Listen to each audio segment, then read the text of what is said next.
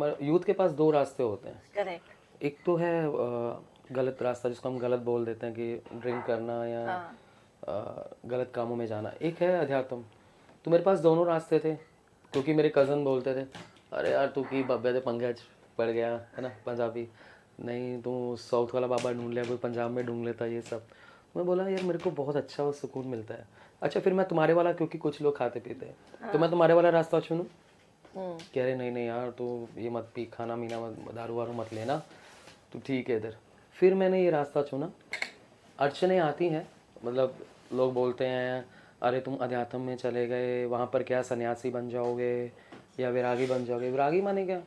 वो विरागी नहीं कि चेहरे पे उदासी है और बोलते हैं हम बाबा जी हैं, ऐसा कुछ नहीं। हमारा विरागी मतलब हमारे गुरुजी बोलते हैं कि विरागी वो होता है जिसका चेहरा प्रसन्न होता है, खुश होता है। जहाँ वो जाता है उसकी स्माइल बता देती है कि हाँ हिना आ गई या गगन आ गया। तो ये होता है विरागी मन। और सन्यासी माने क्या? ये नहीं कि घर से सन्यास ले लिया है, पेरेंट्स पीछे बेचारे बूढ़े हैं, आसपास के लोग उनको चीज़ें ला के दे रहे हैं घर पे और आप बाहर अपना सन्यास एंजॉय कर। ये सन्यास नहीं है। आप घर पे रह के भी अपना सन्यासी जीवन उत्साह के साथ जगा सकते हो। आप अपनों को भी प्रेरित कर सकते हो और आसपास वालों को प्रेरित कर सकते हो। वो जंगलों में बैठे हैं या क्या कर रहे हैं उनको आई डोंट नो। आपको घर से बाहर जाने की जरूरत नहीं है, अपने अंदर की दुनिया को देखने के लिए। बस जरूरी नहीं है कि आप अपनी जो 68 रिस्पॉन्सिबिलिटीज तीर्थ है घट भीतर। गोरखनाथ जी हैं, मशंदर दास जी के लिए लिखा था गुरु के लिए कि गंगा ना जाऊं यमुना ना जाऊं ना कोई तीर्थ नहाऊं, 68 तीर्थ हैं घट भीतर वही मलमल नहाऊं, मैं तो एक निरंजन ध्याऊं। कि एक निरंजन जो आपके अंदर ही बैठा हुआ है, बस उसको ढूंढने की जरूरत है। तो उसको ढूंढने के लिए हम जाते हैं बड़े बड़े हिमालयस, बड़े बड़े एक्चुअली वो सब ईगो को खुश करने के लिए हमने बना रखा है ऐसा। लेकिन जो भीतर बैठे हैं, नानक ने भी तो, गुरु नानक देव जी आंखें बंद करी, भाई मर्दाने ने बोला तुर्की बानी आई तिन सगली चिंत मिटाई, कीलिया मर्दाने हुन गुरबानी गाइए। तो उन्होंने पा लिया ऐसी आंखें बंद करके। शिव को आप देखें, अब मुझे नहीं लगता, अपनी अपनी सोच है कि शिव अगर राम का नाम ले रहे हैं या कृष्ण का नाम ले रहे हैं या देवी का नाम ले रहे हैं, मुझे नहीं लगता ना वो ओम नमः शिवाय बोल रहे हैं। वो सिर्फ सहज बैठे हैं, सहज और शीतल, बस स्थिर बैठे हैं एक महामुद्रा में। मुझे लगता है उनकी उसको भी ज़रूरत नहीं है महामुद्रा में। शिव तो बस ऐसे आंखें बंद करके बैठे हैं और ध्यान में है। तो जितना हम ध्यान में बैठते हैं उतना हमारा मन सहज और शीतल होता है, उतने हम ज्ञान की ओर, ध्यान की ओर बढ़ते रहते हैं। शक्ति क्या है? शक्ति हम सबके अंदर है। शक्ति आपके अंदर है, मेरे अंदर है, गगन के अंदर, आपके बच्चे के अंदर है। शक्ति के कई रूप होते हैं। जैसे माँ के कई रूप होते हैं, वैसे ही शक्ति के कितने ही रूप होते हैं। माँ हर एक के अंदर होती है। आप नर हैं या आप नारी, आपके अंदर माँ की एनर्जी है। क्वींस ब्रिगेड का जो कहना है वो ये कि मेन एंड वुमेन, नर और नारी अलग नहीं है, हम को एग्जिस्ट करते हैं। नारी कंप्लीट नहीं है विदाउट नर, राइट? शिव शक्ति, तभी तो हम बोलते हैं शिव के साथ शक्ति, शक्ति के साथ सिर्फ वो अकेले अधूरे हैं। मेरे साथ आज हैं गगन। गगन ने बचपन से ही स्पिरिचुअलिटी के रास्ते पे वो आ गए। आज वो म्यूजिशियन है, सिंगर है, भजन गाते हैं, आर्ट ऑफ लिविंग के साथ जुड़े हुए हैं। पता है कितनी बारी ऐसा होता है जब आप मेडिटेशन, स्पिरिचुअलिटी को आपको ऐसा लगता है कि यार ये तो 50 साल के बाद वाली जिंदगी है, क्यों आ गए बेटा तुम यहाँ पर, इतनी जल्दी आ गए। कई बारी बच्चे भी कहीं ना कहीं शेम और क्रिटिसिज्म से गुजरते हैं कि उनके पास दो रास्ते होते हैं, या तो एडिक्शन की तरफ घुस जाएं या अध्यात्म की तरफ। आज उनकी लाइफ को हम सुनेंगे, उनके विचारों से बात करेंगे, उनसे पूछेंगे कि what was that pulled him towards spirituality. क्या था ऐसा जो शायद उनको भी किसी ना किसी चीज ने रोका, बट उनको रुकने नहीं दिया। उन्होंने अपनी शक्ति के साथ कैसे वो आज मूव चलते ही जा रहे हैं। एंड एक ही spreading the word of love, he is love. And अगर आप ये देख रहे हैं, आपके बच्चे हैं, प्लीज उनको भी ये दिखाइएगा, because spirituality is not about old age. Spirituality starts from when you are born. जब से आप एक फीटस हैं, आप स्पिरिचुअल हैं, और उसको अपनाना कितना जरूरी है।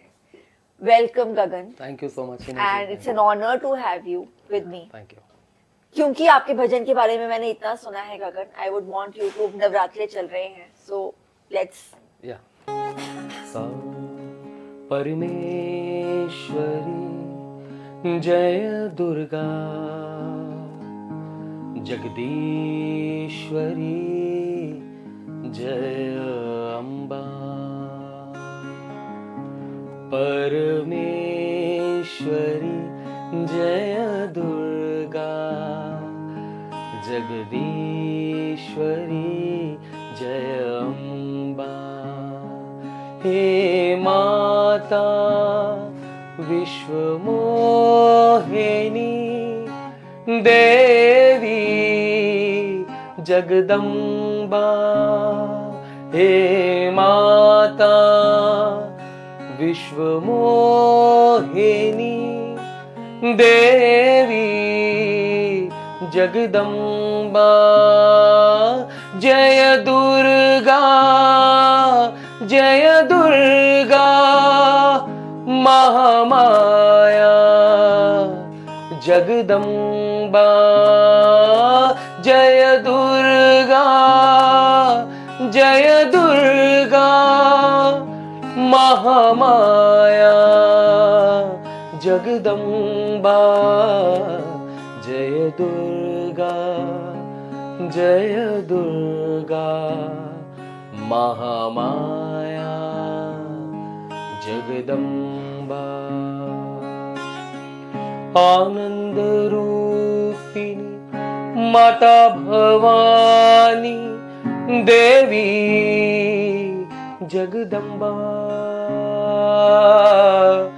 आनंद रूपिणी माता भवानी देवी जगदम्बा, जय दुर्गा जय दुर्गा महामाया जगदम्बा, जय माँ दुर्गा जय माँ दुर्गा महामाया जगदम्बा, जय दुर्गा जय दुर्गा महामाया जगदम्बा, महामाया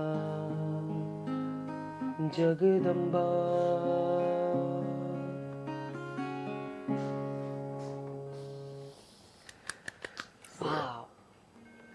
झलकता है आपकी आवाज में Gagan. Thank you so much. तो ये जो देवी है, शक्ति है, गुरु गोविंद सिंह जी ने इनको अलग एक चंडी का रूप दिया कि उन्होंने बोला कि चंडी ही शक्ति है। तो उन्होंने चंडी की वार लिखी है, जिसको पढ़ने के बाद कहते हैं कि आपकी कुंडलिनी एकदम से जागती है। जो हमारे वैसे तो 112 चक्र है, 100 फिर 10 है, फिर 7, तो सातों चक्र ऐसे एक्टिवेट हो जाते हैं एकदम से, मूलाधार से सहस्त्र तक। तो उसमें भी आता है कि दुख पंजनी निरंजनी जय भगवती जय। जैसे मुगलों के साथ 1 लाख मुगलों के साथ एक सिंह लड़ता था, सरदार एक लड़ते थे, तो यही पढ़ के चंडी की वार पढ़ के उन्होंने मुगलों का जो बुराई का नाश किया गुरु साहब ने। फिर भगत कबीर जी ने बोला था कि भक्ति में शक्ति है। तो अलग अलग लोगों की अलग अलग सोच रही है शक्ति को लेकर। अब संगीतकार जो हैं वो ये जो वातावरण में गूंज रहा अनहद का नाद, तो संगीत में भी शक्ति मानी जाती है। संगीत में देखिए आप मुंबई में जो गणपति जी आते हैं तो बड़े बड़े नगाड़ा बजाए जाते हैं, बड़े बड़े ड्रम बजाते हैं, वो मूलाधार को एक्टिव कर देते हैं। तो वैसे हर एक इंस्ट्रूमेंट है जिसका अलग अलग हमारे चक्रों पे वो है, तो वो शक्ति को ही जगाते हैं।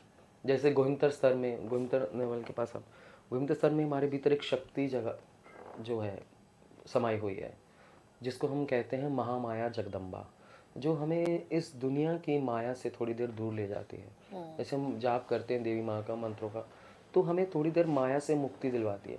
तो इसलिए हम मुझसे बोलते हैं महामाया जगदम्बा। ये है। तो शक्ति के अलग अलग नाम है। वैसे आप जब शिव की बात कर रहे थे तो शिव क्या है, अब शिव बोल के देखिए आप, शिव शिव शिव के ऊपर से छोटी की मात्रा हटा दिए तो क्या बना, शव। तो जो छोटी की मात्रा है वही शक्ति है। बिल्कुल। तो अगर शक्ति हमारे भीतर नहीं है तो हम एक शव है। तो जो एनर्जी है, जो चेतना है हमारे अंदर, वही हमारी शक्ति है। वो आप उसको कैसे भी ले सकते हैं, चाहे उसको संगीत में ढूंढ सकते हैं या ध्यान में ढूंढ सकते हैं, या अलग अलग हैं, उसके स्रोत हैं अलग अलग। तो बच्चों के अंदर स्पिरिचुअलिटी तो है, देखो राइट। वो तो हम उससे अलग हो जाते हैं क्योंकि हम इस मटेरियलिस्टिक दुनिया में हम पैर रखते हैं तो कहीं ना कहीं हम भूल जाते हैं। बच्चों के अंदर उनको अपनी शक्ति के साथ, उनको अपनी मास्टर के साथ कैसे मिलवाना चाहिए? देखिए, इसमें मेरे जो पेरेंट्स हैं, नाना नानी और मेरे मदर का काफ़ी रोल रहा। मॉर्निंग में हमें गुरुद्वारा साहब का एक रूटीन था पूरा कि सुबह गुरुद्वारा साहब जाना उठ कर, और वहाँ पर हमें एक शौक़ रहता बच्चों को कि प्रसाद ये सब मिलेगा। तो उसके बाद स्कूल आना, स्कूल के बाद फिर रेस्ट करने के बाद, स्टडी करने के बाद फिर खेलना, फिर उसके बाद इवनिंग में फिर गुरुद्वारा साहब जाना। तो एक अच्छा सेवा भावना भावना बड़ी हमारे अंदर जागती थी। कहीं जाएंगे गुरुद्वारा साहब, लोग आएंगे, उनको जल पिलाएंगे और झाड़ू लगाने, बाबा जी आएंगे, बोलेंगे चलो बेटा वो सेवा करो।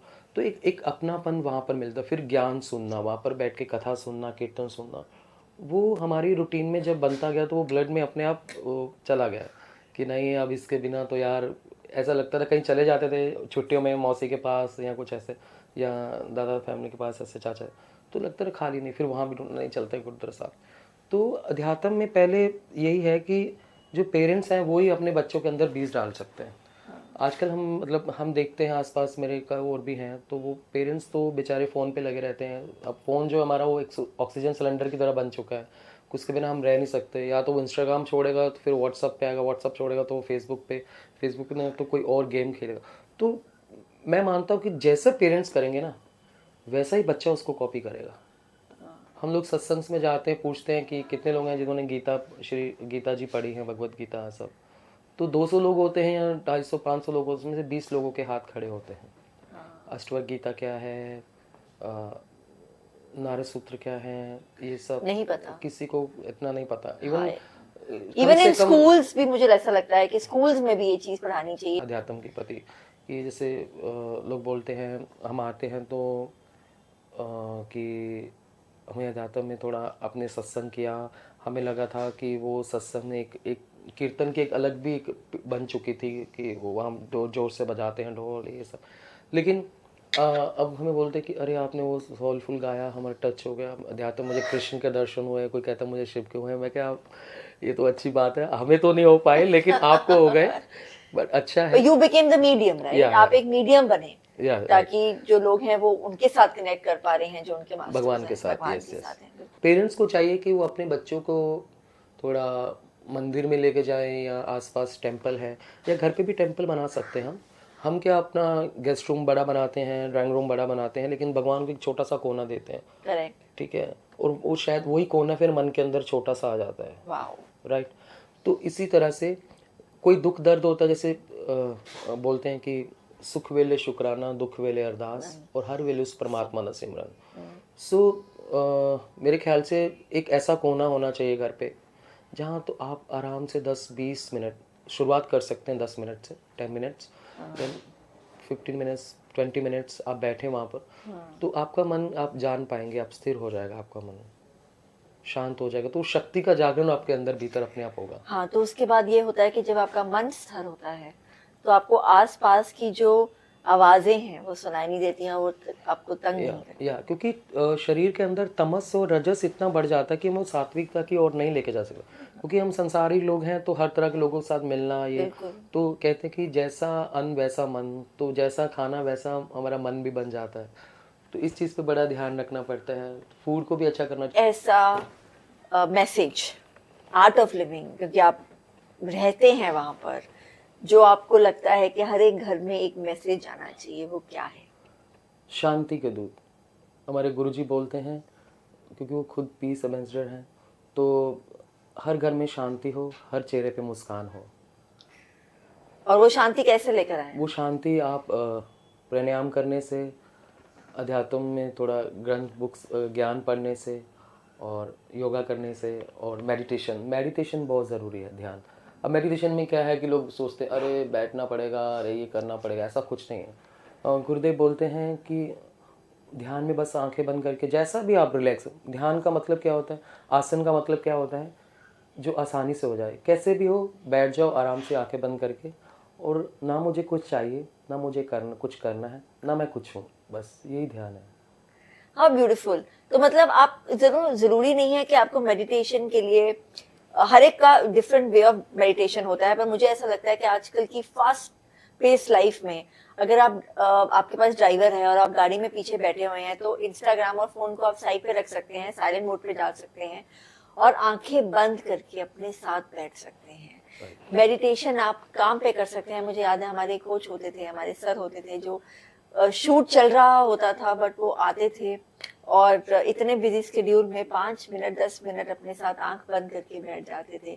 तो आप कहीं पर भी है, अगर आपको 5 मिनट 10 मिनट अपने साथ just closing your eyes, like I am saying this every day, you will connect to that माँ विद इन यू।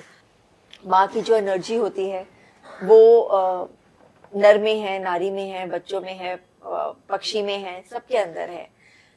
जब आप कहते हो आपके लिए आपने कहा कि माँ सिंगिंग में है, when you sing, I could feel the Ma energy here in the room. Beautiful, you've created that aura here. बहुत सारे आदमियों को ऐसा लगता है they are it's the goddesses that we need to pray in Navratras. And what do you have to tell them, जहाँ पर लोग सिर्फ एक औरतों को आगे करके उनकी पूजा करते हैं बट अपने अंदर की माँ को नहीं देखते? देखिए हिना जी, इसमें हमारे भीतर भी एक नारी है, क्योंकि मर्द के अंदर भी एक शर्म और हया होती है। जैसे वो कुछ भी ऐसा काम कर रहा है तो कोई लेडीज आसपास आ जाए तो वो एकदम से सजग हो जाता, अवेयर हो जाता है। मैं कमली यार दी कमली, आपने सुना होगा, बड़ा फेमस कलाम है ये। तो उसमें उन्होंने लिखा नहीं मैं कमली यार दी कमली। अब कमली क्या, वो लिख सकते नहीं मैं कमला यार दा कमला, है तो मर्द थे। तो कमला वर्ड जो है वो यूज़ किया जाता है जो दुनियादारी के लिए, जो इंसान है।